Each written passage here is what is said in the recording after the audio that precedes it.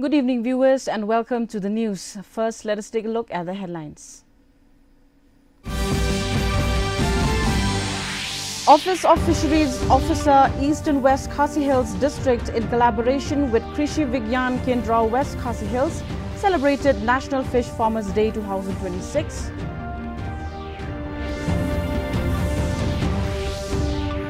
Street vendors and hawkers in Shillong staged a protest outside the Shillong Municipal Board office, demanding the constitution of a full-fledged town vending committee. Secure border, a prosperous border region and a vigilant society together can make the country secure, says Union Home Minister Amit Shah. Prime Minister Narendra Modi reached Auckland in the final leg of his three-nation tour. Prime Minister Christopher Luxon welcomed him at the airport.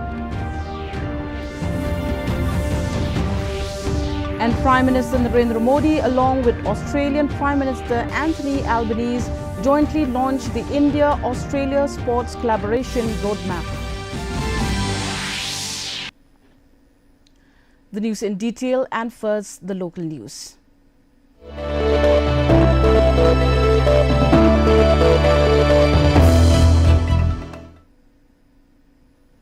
The Office of the Fisheries Officer, East and West Khasi Hills District, in collaboration with Krishi Vigyan Kendra (KVK) West Khasi Hills, celebrated National Fish Farmers Day 2026 at Donggate Dorbar Hall, Pendeng Umyong, Mairang. Deputy Commissioner Anita Kharpor, who graced the event as chief guest, highlighted the potential of fish farming to boost farmers' livelihoods and local tourism. She emphasized that fish ponds can be developed into aqua parks, creating income while conserving the environment.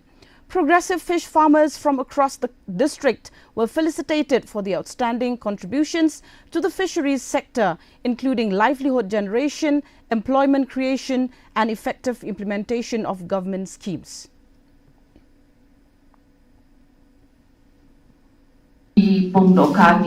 District Kidon ru kituki Aqua Park. Habangidon kita ki Aqua Park.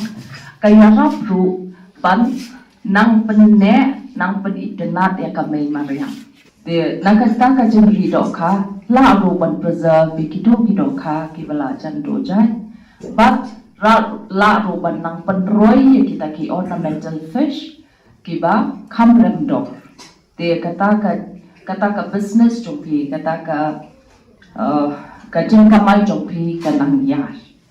Dia sesisin ngakan tu ya kinongrat doka kiparatau bakin shim kabu ya kini kilat kilenti. Street vendors and hawkers in Shillong staged a protest outside the Shillong Municipal Board office on Friday, demanding the constitution of a full-fledged Town Vending Committee, or the TVC, under the Street Vendors Protection of Livelihood and Regulation of Street Vending Act. Carrying placards and raising slogans, vendors allege that the absence of a legally constituted TVC has deprived them of a statutory platform to safeguard their livelihoods and participate in key decisions affecting street vending in the city. The protesters stressed that a legally compliant TVC is vital to ensure representation in matters such as identification of vending zones, regulation of vending activities, and protection from arbitrary eviction.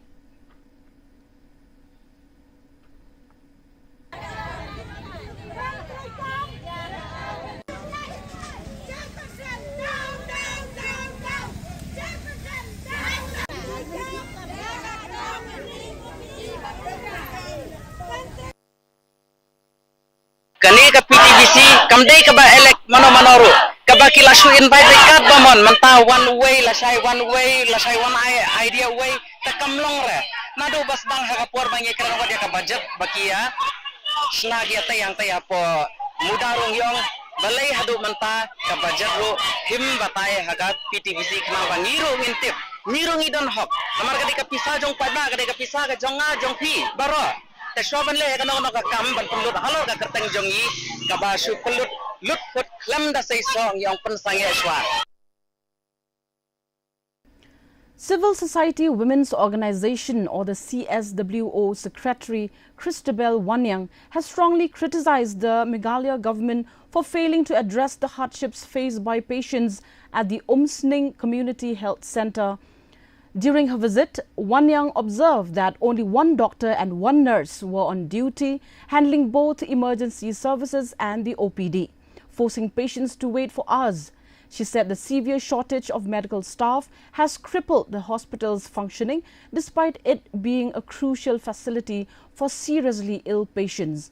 The CSWO leader noted that the organization had received numerous complaints from the public and urged the Chief Minister and Health Department to take immediate steps to deploy adequate medical personnel. She stressed that the lack of doctors has placed an enormous burden on existing staff and compromised the delivery of quality healthcare services. Emergency tentang kini staff nurse rupa pli tentang iwe doktor rupa pli iwan na po OPD na OPD hamare siya ni nang ni hamare siya OPD emergency ro mendan kani ka hospital ngan ong yapi kadai nam takiduk kisok jing isen na do si pau si tangi payang ni kila yang ban up ban yang lan kiwan na kisnong nang kinong kendong maper te kani kadai ka kubor ka banga na kaliang jonga kom kata kalong kami ya ka state government ya chief minister badan burom jongi Konrad sangma ba ide ban shimkia ya kani ka CHC Umsling ka bangayui bahang ni kadon ka jingduna ka babun batay ya ka department baka department kan pha ya ki staff nurse hang ni knang bakinla ban ai ya ka jing syakri ya upat ba na ka banta u kibadok kibasuk. The FKJGP Baridua Circle has strongly objected to the use of an Assam pin code by schools, hostels and businesses located in villages under Marwet, Ribhoi district. On Friday, a delegation led by FKJGP Baridua Circle President Dennis Nongrum met Umling Block Development Officer Eric Dakhar to lodge their protests. Nongrum highlighted that the official pin code for the area is 793101 Meghalaya, but several institutions have been using 781023 Assam instead. The BDO informed the group that he lacked authority to act on the matter and advised them to approach the Deputy Commissioner of Ribhoi for further steps.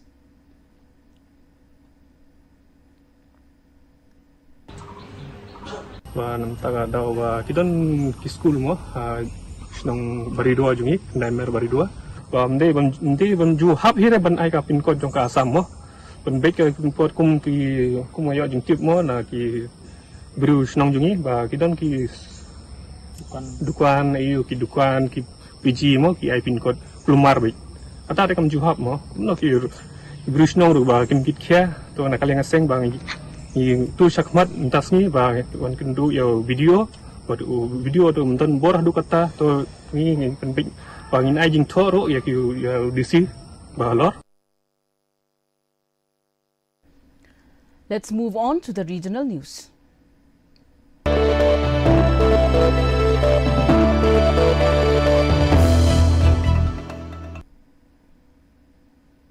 In Chorachandpur, Manipur, the house of Ngathal village chief was attacked and partially burnt.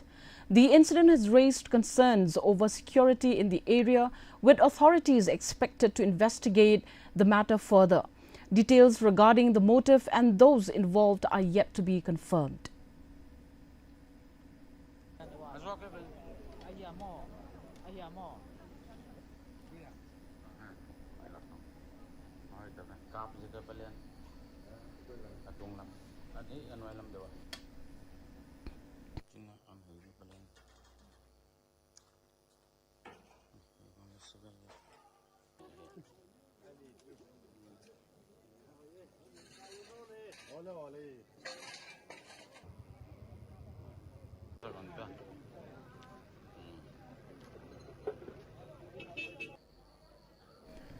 In Udaipur, Gomati district, Tripura, Chief Minister Manik Saha today attended the inauguration of paddy procurement from farmers under the Kharif marketing season KMS 2025-26.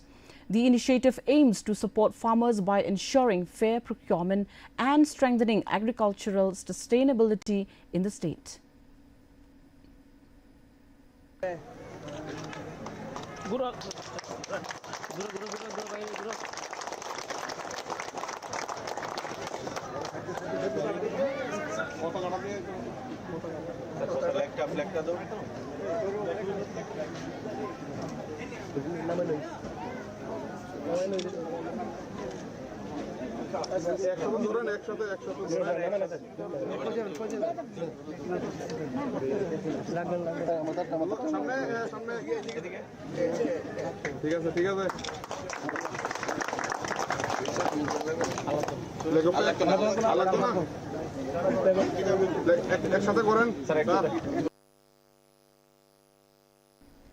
Moving ahead to the national stories.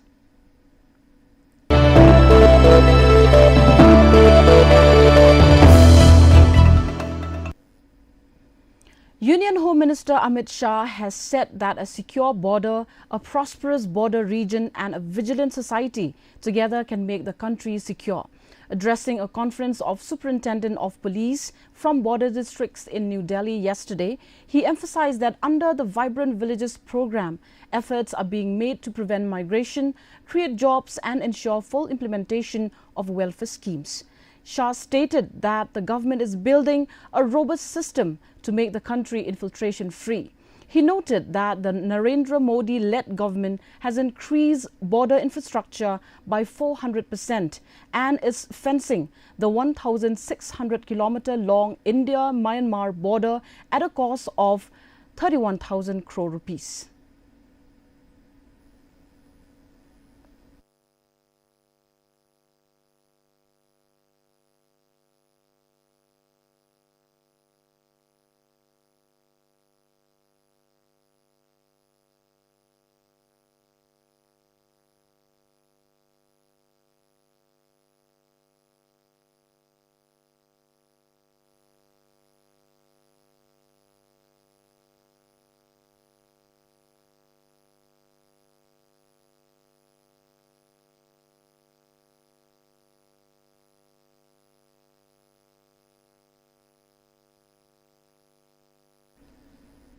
The central government has amended the Drugs Rules 1945 to strengthen regulation of high alcohol containing drug formulations. The Ministry of Health and Family Welfare has removed the exemption under Schedule K, which previously allowed certain formulations to bypass licensing requirements. As per the notification, all drug formulations containing more than 12% ethyl alcohol in quantities exceeding 30 milliliters will now require licenses under the Drugs and Cosmetics Act 1940. This move aims to ensure stricter oversight and prevent misuse of alcohol-based drug products.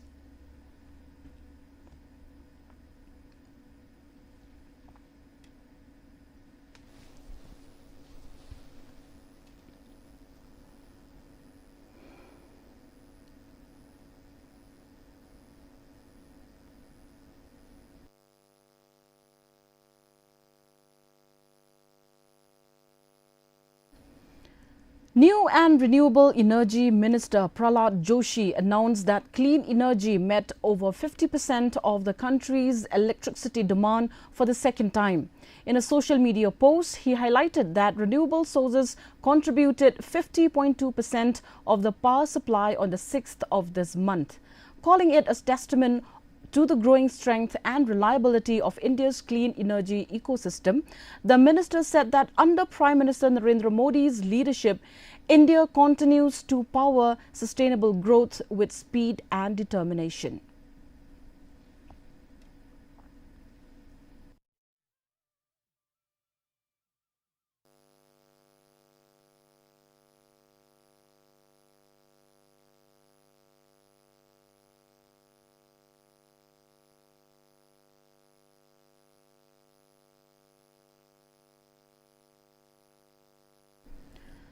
Search and rescue operations continued for the fourth consecutive day at the Kozhikode Wayanad Twin Tunnel landslip site in Mepadi.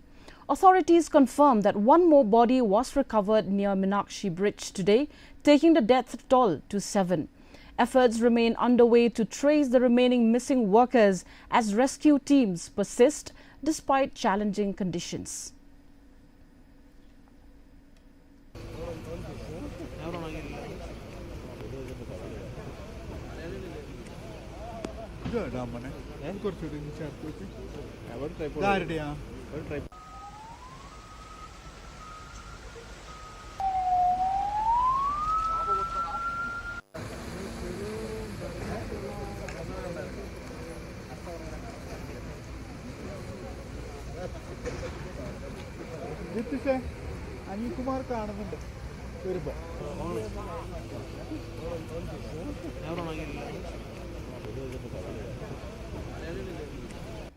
Now let's have a look at the international stories.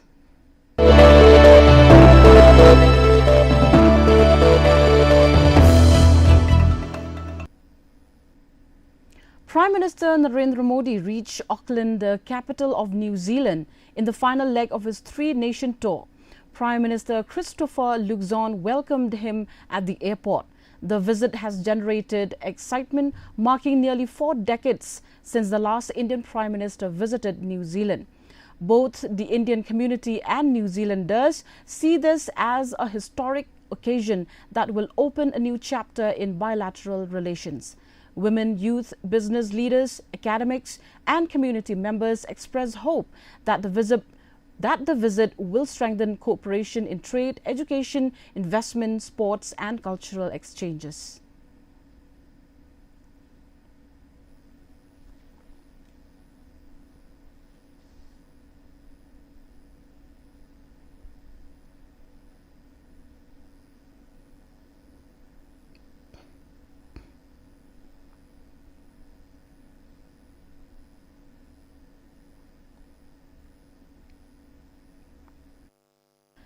In southeast Moscow, fuel shortages caused by Ukrainian strikes on energy targets have led to long queues and rising prices at petrol stations, prompting more drivers to switch to electric vehicles or the EVs. Engineer Oksana Yasinskaya, who recently bought a second-hand electric hatchback, said the move cut her commuting costs by 80% and freed her from hours-long waits at fuel stations. According to Autostat, sales of EVs and plug-in hybrids accelerated in June as the fuel crisis deepened, with analysts predicting significant growth in Russia's still small EV market if shortages persist.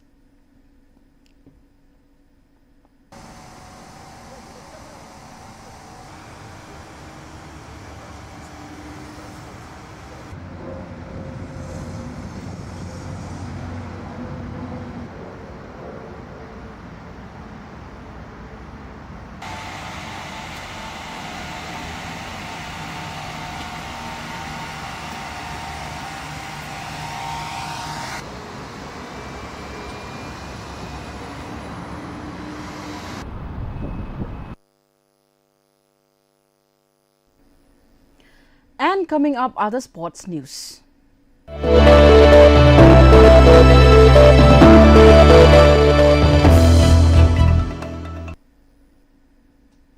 Prime Minister Narendra Modi, along with Australian Prime Minister Anthony Albanese, visited the iconic Melbourne cricket ground, where the two leaders jointly launched the India-Australia Sports Collaboration Roadmap. The initiative aims to strengthen bilateral ties through sports, fostering cooperation in training, infrastructure and cultural exchange between the two nations.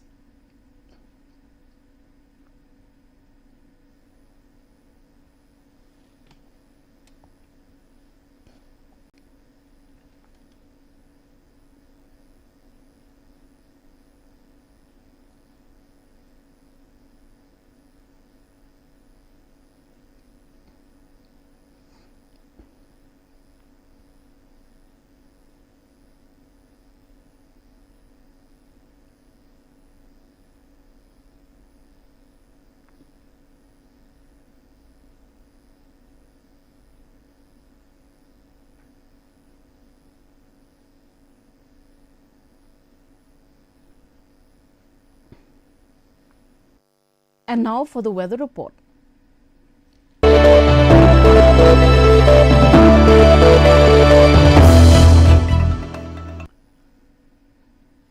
First, let's take a look at the weather report in Tura. The minimum temperature was recorded at 24 degrees Celsius, maximum temperature 30 degrees Celsius, relative humidity 77% with rainfall 9 millimeters.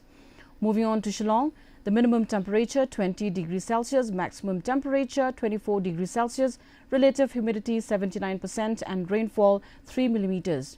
Meanwhile, in July, the minimum temperature 19 degrees Celsius, maximum temperature 24 degrees Celsius, relative humidity 80% and rainfall 2 millimeters. And the forecast in Tura, Shillong and July says moderate rain with thunderstorm likely at many places.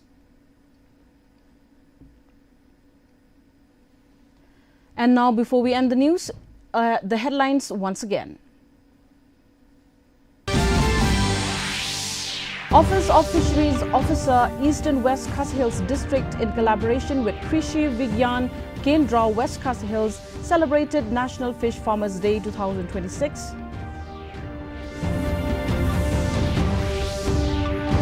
Street vendors and hawkers in Shillong stage a protest outside the Shillong Municipal Board office, demanding the constitution of a full-fledged town vending committee. Secure border, a prosperous border region and a vigilant society together can make the country secure, says Union Home Minister Amit Shah. Prime Minister Narendra Modi reached Auckland in the final leg of his three-nation tour. Prime Minister Christopher Luxon welcomed him at the airport. And Prime Minister Narendra Modi, along with Australian Prime Minister Anthony Albanese, jointly launched the India-Australia Sports Collaboration Roadmap. Well, viewers, with that, we have come to the end of the news for today. Do join us again tomorrow for more news update. Until then, thank you for watching and good night.